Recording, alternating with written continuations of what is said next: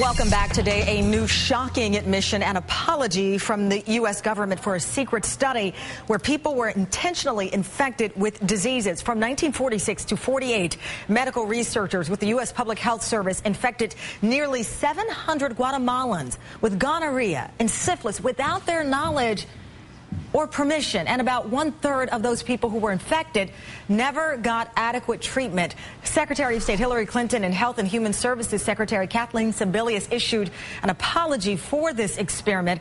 Bob Bazell, NBC's chief science and health correspondent, is here to help us understand more of exactly what happened. Bob, instantly people started making comparisons to the now infamous Tuskegee experiment that happened in Alabama. Why are we learning about this now? Well, it was hidden away, and interestingly enough, Tamara, some of the same people who were involved in the Tuskeegee experiment were involved in this.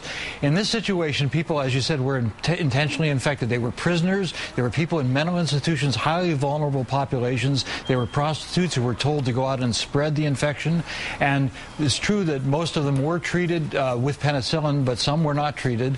And Francis Collins, who's Dr. Francis Collins, the head of the National Institutes of Health, just held a telebriefing. He called this one of the worst chapters in the history of medicine, and very few people would disagree with that. They're setting up several commissions to make sure that this kind of thing can't even possibly happen again. But this was something that was carried out at a time when the U.S. government was trying to find out about sexually transmitted diseases, and it had the cooperation of at least some people in the Guatemalan government at that time. There's also some talk of whether there'll be reparations for the families of these people, but they say they haven't gotten to that point yet until they find out exactly who was involved and whether they can locate the families.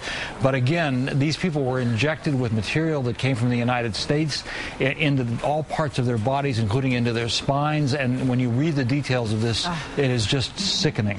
Yeah. I just want to quickly read up part of the apology today that was released. In part, it says, although these events occurred more than 64 years ago, we are outraged that such reprehensible research could have occurred under the guise of public health. We deeply regret that it happened, and we apologize to all the individuals who were affected by this abhorrent research practices. We'll be talking about this unbelievable story throughout the day. Bob, thank you so much for joining us.